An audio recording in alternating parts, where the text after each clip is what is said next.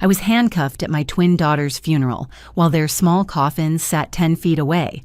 The cold metal bit into my wrists as Detective Packard read me my rights, his voice echoing through the funeral home while mourners gasped and stepped back like I was contagious. My mother stood behind the news cameras, dabbing her eyes with a lace handkerchief she'd probably bought just for this performance.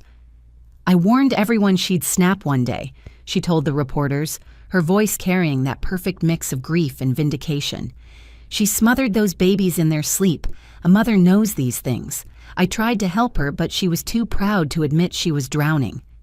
The cameras swung between us, capturing my shock, my shaking hands, the way my knees buckled when they pulled me away from Hazel's coffin where I'd been adjusting her favorite purple bow. They caught my mother's tears, so perfectly timed, so believably heartbroken. What they didn't catch was the small smile that flickered across her face when she thought no one was looking.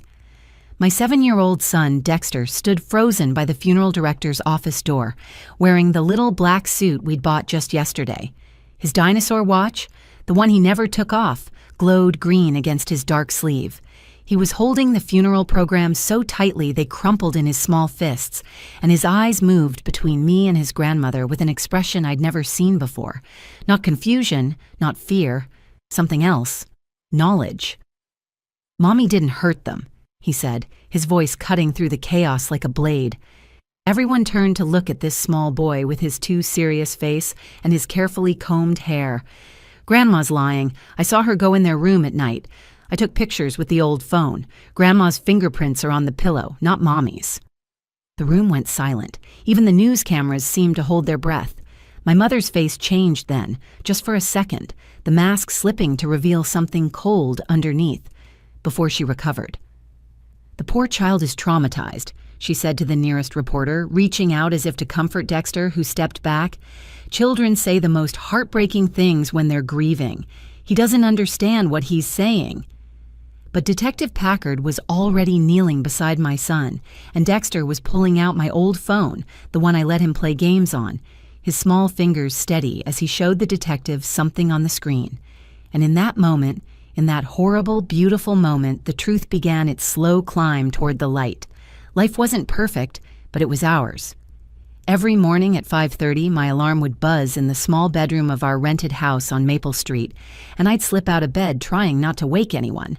The floorboard by the door always creaked, and Dexter would mumble from his room, "Morning, Mom," even though I told him 100 times he should sleep until 6:30. I worked as a pediatric nurse at Children's Memorial. Hospital, 12-hour shifts that left my feet aching and my heart full. There's something about caring for sick children that changes you. You come home and hug your own kids tighter, even when you're so tired you can barely stand. My supervisor, Janet, always said I was one of the best nurses on the floor, but she worried about me. "Ramona, you're spreading yourself too thin," she'd say when she caught me nodding off during my break. "Those kids need you healthy." Hazel and Iris were 4 years old, identical twins with completely opposite personalities. Hazel was the adventurer, always climbing something she shouldn't, her knee perpetually skinned from some new exploration.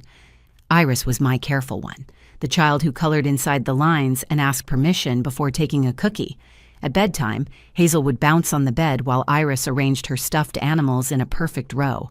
They shared everything except temperament, and somehow that made them inseparable. Dexter had just turned 7, and he was already the man of our little house. He'd pour cereal for his sisters when I was running late, help them zip their jackets, and read them picture books in voices that made them giggle. His teacher, Mrs. Patterson, said he was gifted, especially in math and observation skills. "That boy notices everything," she told me at parent conferences. He counted how many times I touched my earring when I was nervous about the principal's visit. The trouble with my mother started small, the way most family troubles do. Beverly Tilford had retired from her job as a court stenographer 6 months ago, claiming her arthritis made it impossible to type anymore. Funny how that same arthritis never bothered her during her 3-hour piano sessions at First Methodist Church every Sunday. She lived 6 blocks away in the house where I grew up, a pristine colonial where the plastic stayed on the furniture and you weren't allowed to eat anywhere but the kitchen table. She'd started dropping by more often after retirement, Tuesday afternoons, Thursday mornings, and always Sunday after church. Each visit came with commentary. "Ramona, this house is chaos. Those girls run wild. In my day, children knew their place." She'd open my cabinets without asking, reorganize my pantry, and leave lists of everything I was doing wrong taped to my refrigerator. The breaking point came in February. I'd picked up an extra shift to cover the heating bill, and my regular babysitter had canceled. My mother offered to watch the kids overnight, and against my better judgment, I agreed. When I came home at 7 in the morning, I found Hazel and Iris kneeling on rice in the corner of the kitchen, tears streaming down their faces. "They spilled juice on my good tablecloth," my mother explained, as if this was perfectly reasonable. 20 minutes on the rice teaches them to be careful. That's how I raised you." "I was never happy," I told her, pulling my crying daughters into my arms, brushing the rice indentations from their small knees. "I was terrified. Every single day, I was terrified of you." Her face hardened. "And look how you turned out. Working yourself to death, no husband, living in this rental with 3 children you can barely manage." "Get out," I said. "You're not watching them alone anymore. Ever." She stood slowly, smoothing her skirt. "You'll regret this, Ramona. These children need structure. Discipline. Not some exhausted mother who prioritizes strangers' children over her own. When something happens, and it will, remember that I tried to help." After that day, our relationship became a cold war. She still visited, but only when I was home. She'd sit on my couch with her purse in her lap, watching my every move, making notes in a little leather journal. "For my memories," she'd say, when Dexter asked what she was writing. Dexter had started watching her too. He'd sit at the kitchen table doing homework, but I'd catch him glancing up whenever she moved. Once I found him writing in his own notebook, keeping track of her visits. "Why are you doing that?" I asked. "Grandma Beverly makes you sad," he said simply. "I want to remember when she comes, so I can make you happy after she leaves." That was our life in the weeks before everything shattered. Work, kids, my mother's judgment, and the constant exhaustion that came from trying to prove I was enough. I thought I was protecting them by limiting her access. I thought the danger was her harsh words and outdated punishments. I never imagined the danger was so much darker. Thursday, April 15th, started like any other disaster waiting to happen. Dr. Morrison called me at 6 in the morning. "Ramona, I hate to do this, but Stephanie's got pneumonia. Can you pull a double? We've got 3 kids coming out of surgery today, and I need someone I trust." I looked at my 3 children eating breakfast. Dexter was cutting Iris's pancakes into perfect squares, while Hazel tried to build a tower with her toast. My usual babysitter, Carol, had texted me the night before saying she had the flu. My backup, the college girl from down the street, was in the middle of finals. "I'll make it work," I told Dr. Morrison, because what else could I say? The hospital needed me, and we needed the overtime pay. The electric bill was past due, and Hazel needed new shoes after she'd outgrown her current pair seemingly overnight. I scrolled through my phone contacts, desperation growing with each unavailable option. Then my mother's number appeared on the screen like a verdict. My thumb hovered over it while Dexter watched me from across the table. "Not Grandma Beverly," he said quietly. "Please, Mom." "Just this once," I promised him. "I'll be back first thing in the morning." When I called her, she answered on the first ring, as if she'd been waiting. "Finally coming to your senses?" Her voice had that satisfied tone that made my stomach clench. "I'll be there in 10 minutes. And Ramona, I'm staying the night. No point in me going back and forth. You look terrible in that security camera footage from the hospital. People at church are starting to talk." She arrived with her overnight bag and that leather journal, setting herself up in the living room like she was reclaiming territory. The twins hid behind Dexter, who stood between them and his grandmother like a tiny bodyguard. "Behave for Grandma," I told them, kneeling down to kiss each of them. Hazel whispered in my ear, "I don't want you to go." Iris just held onto my neck until I had to gently untangle her arms. "They'll be fine," my mother said, already shooing them toward the stairs. "It's 8 o'clock. Children should be in bed by 8. You've let them develop terrible sleep habits." The shift was brutal. 3 post-operative children, 2 emergency admissions, and a baby whose fever wouldn't break. I texted my mother at midnight to check in. She replied with one word, "Sleeping." At 3 in the morning, I tried to call, but she didn't answer. I told myself she'd turned off her phone, that everything was fine. Janet found me in the supply closet at 4, crying from exhaustion and worry. "Go home," she said. "We can manage the last 3 hours." "I can't," I said. "I need the money, and Dr. Morrison is counting on me." When I finally got home at 7:15 a.m., the house felt wrong immediately. Too quiet, but not the peaceful quiet of sleeping children, the kind of quiet that makes your skin crawl. My mother sat in the living room reading her newspaper, fully dressed, her hair perfectly styled. "The girls wouldn't wake up for breakfast," she said without looking up. "They're probably playing that game where they pretend to be asleep. You really should discipline them better. This willful disobedience starts early." I took the stairs 2 at a time. Their bedroom door was open. Hazel and Iris lay in their twin beds, perfectly positioned on their backs, their favorite stuffed rabbits tucked under their arms. They never slept like that.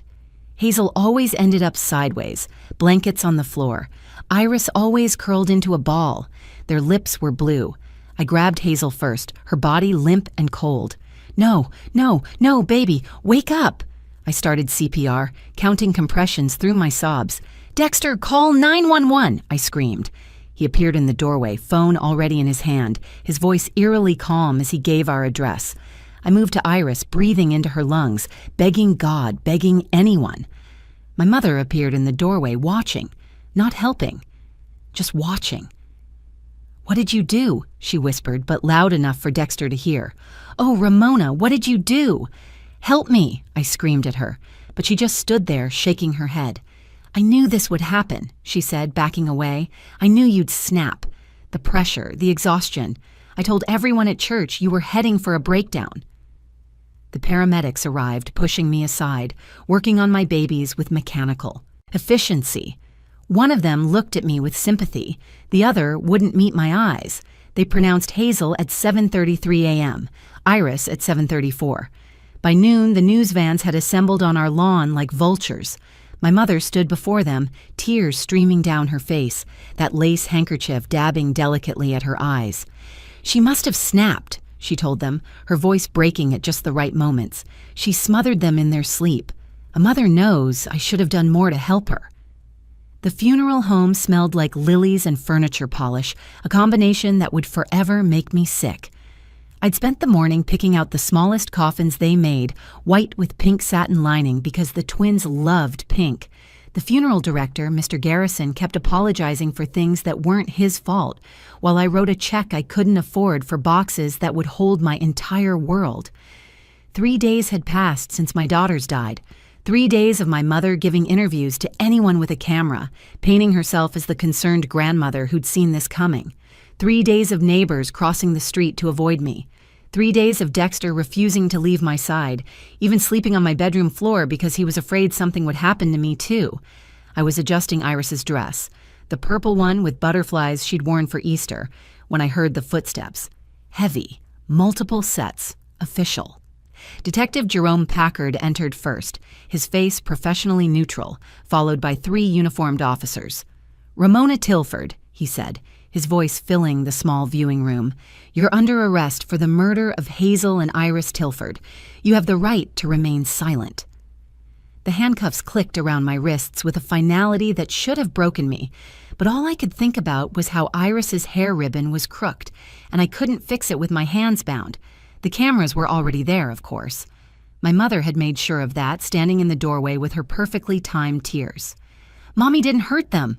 Dexter's voice exploded through the room.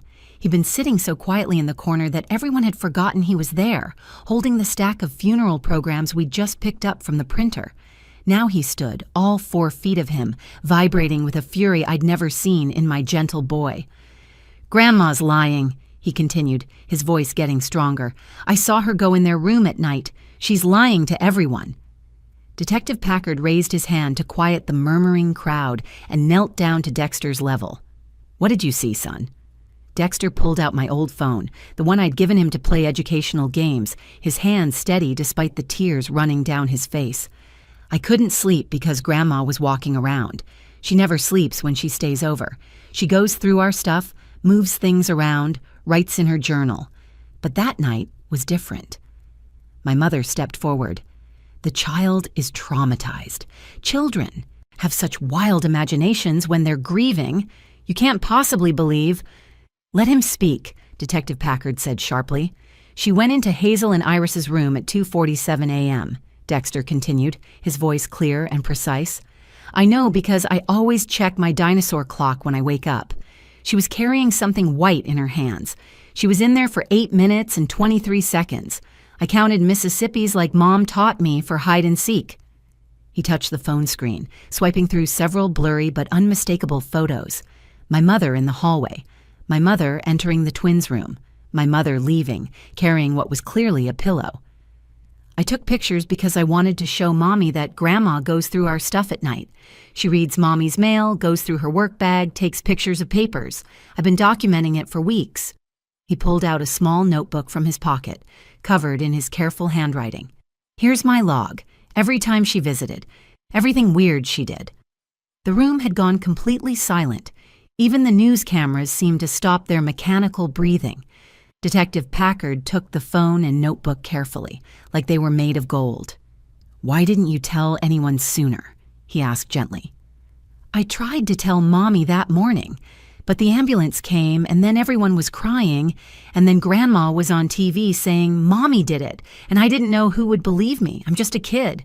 But then you were going to take Mommy away forever, and I had to try. My mother's face had gone white. This is ridiculous. You're going to believe a 7-year-old's fantasy over a grown woman? He's obviously protecting his mother. Children will say anything. Mrs. Tilford, Detective Packard stood, his expression changing. We're going to need you to come to the station as well, just to clear some things up. I'm not going anywhere, she snapped, but her voice had lost its confident edge. I'm the victim here. My granddaughters are dead. And we need to find out exactly how that happened, the detective replied. He turned to one of the officers. Get a forensics team back to the house. Tell them to check everything again, especially any pillows or bedding. He looked at my mother. And get a warrant for Mrs. Beverly Tilford's residence. All of it. The cameras captured everything, the same cameras my mother had arranged to destroy me. But now they were recording her mask finally, completely, slipping away. The forensics team returned to our house that afternoon while I sat in the police station's family room with Dexter. They'd released me on my own recognizance after Dexter's revelation, but Detective Packard wanted us close by. My son sat next to me, still clutching his notebook, adding details he remembered as they came to him. She brought her special tea that night, he told Detective Packard, the one in the thermos. She made Hazel and Iris drink it with their bedtime snack. Said it would help them sleep better. They didn't like it, but she said they couldn't have their cookies unless they finished it. 3 hours later, Detective Packard returned with an evidence bag. Inside was a white pillow with monogrammed initials, B.E.T. Beverly Elizabeth Tilford. We found this in your mother's car trunk, he said, wrapped in a garbage bag, but she didn't account for the fact that we'd check her vehicle. The pillowcase has only her fingerprints on it. Not yours, not the children's, just hers, positioned exactly where someone would grip a pillow if they were holding it down. The toxicology report came next. Dr. Morrison from the hospital delivered it personally, tears in her eyes. The twins had Zopiclone in their systems. It's a prescription sleep medication. The levels were significant enough to ensure they wouldn't wake up easily. My mother takes Zopiclone, I whispered. She reported it stolen from her purse at church last month, made a huge fuss about it, even filed a police report. Detective Packard nodded. We know. We pulled the report. Convenient timing. The next morning, they arrested her. I wasn't there, but the neighbor's security footage was played on every news channel.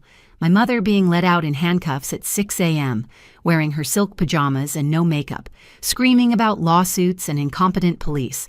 The same news stations that had crucified me 48 hours earlier now had a new narrative. The trial revealed everything. Prosecutors found her journal, the leather one she carried everywhere, pages and pages of plans, written in her perfect stenographer's shorthand that she thought no one else could read. But the court had other retired stenographers who could. Ramona continues to deteriorate. She'd written in January. The children suffer under her chaotic parenting. Something must be done before she damages them permanently. March's entry was darker.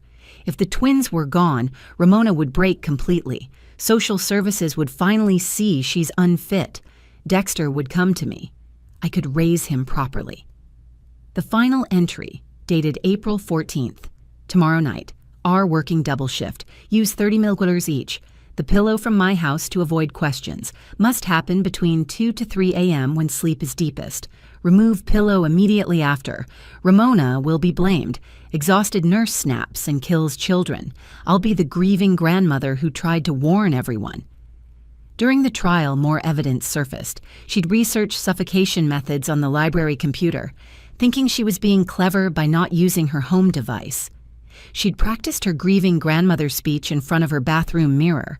The elderly woman in the adjacent apartment had heard her through the thin walls and thought she was rehearsing for a church play. On the stand, my mother finally broke.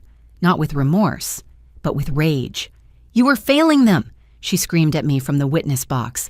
"Working those pathetic shifts, coming home dead on your feet. Those girls deserved better than a mother who could barely keep her eyes open. They deserved someone who could give them structure, discipline, a proper life. Not some rental house with a single mother who prioritizes other people's children." "So you killed them?" the prosecutor asked quietly. "I saved them," she said, lifting her chin. "I saved them from growing up like her. Weak, pathetic, never good enough. At least now they're angels. Perfect, innocent angels who'll never know disappointment." The jury deliberated for less than 2 hours. Guilty on all counts.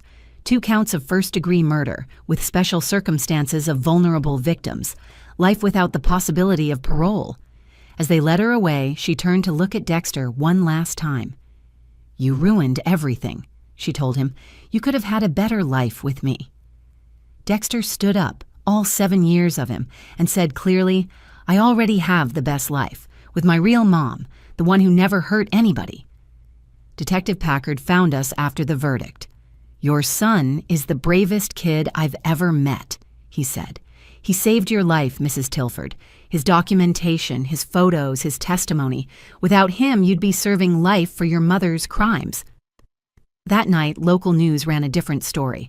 Not about the grandmother who killed or the mother wrongly accused, but about a 7-year-old boy with a dinosaur watch who'd known something was wrong and refused to let injustice win. We left Pennsylvania 6 months after the trial ended.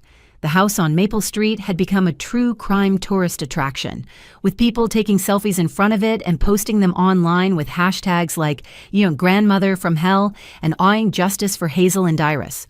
Dexter couldn't walk to school without someone pointing or whispering, or worse, trying to interview him about that night.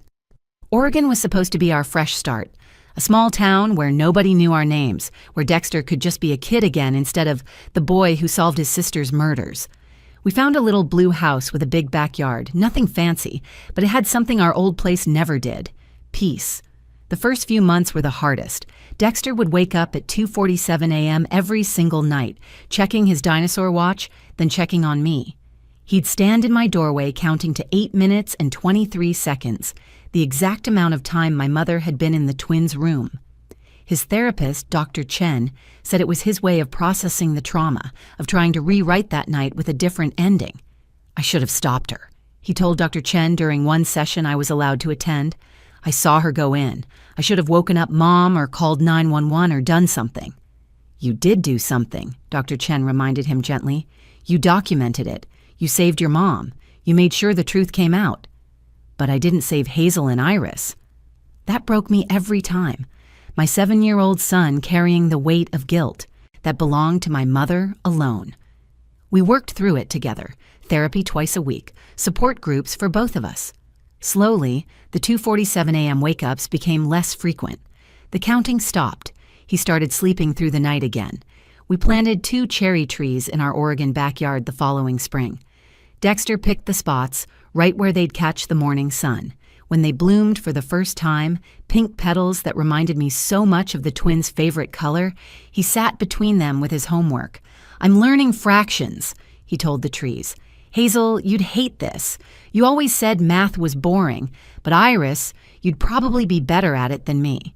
He still does that. Talks to them like they're just away somewhere, like they might answer back. His therapist says it's healthy, his way of keeping them in his life while still moving forward. Detective Packard stays in touch. He calls every few months, checks in on how we're doing. He told me something during our last conversation that I'll never forget. In 30 years of police work, I've never seen anything like what your son did. Most adults wouldn't have had the presence of mind to document what he documented. He didn't just save you, Ramona. He changed how we train detectives.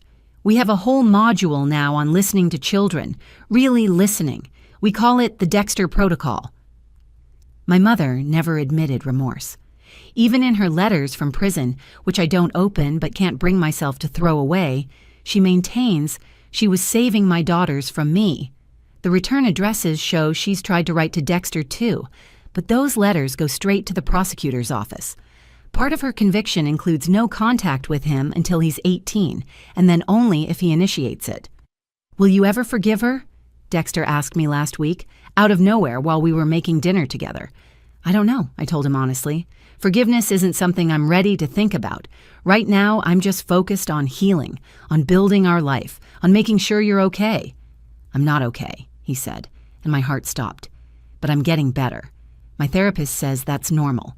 To not be okay, but to be getting better. He's 10 now, still small for his age, but with an old soul that breaks my heart. He wants to be a detective when he grows up, says he wants to help other kids who see things adults miss. His teacher says he's brilliant, especially at pattern recognition and logical reasoning. That boy could solve any puzzle you put in front of him, she told me at conferences. The cherry trees are taller now, strong enough for the swing Dexter asked to hang between them. Sometimes I watch him from the kitchen window, swinging gently, talking to his sisters about his day, about the books he's reading, about the girl in his class who shares her cookies with him. We're not the family we were supposed to be. There are 2 empty chairs at our dinner table, 2 voices missing from our bedtime routines. But we're surviving, Dexter and I, carrying Hazel and Iris with us in the only way we can. And sometimes, on good days, we're even happy. The truth saved us, but it was a 7-year-old boy's courage that made the truth matter. If this story touched your heart or reminded you of the importance of listening to children, please take a moment to like this video and share it with others who need to hear it. Your support helps these important stories reach more people, and if you haven't already, subscribe to our channel for more powerful true stories that will stay with you long after they end. Thank you for listening to Ramona and Dexter's story.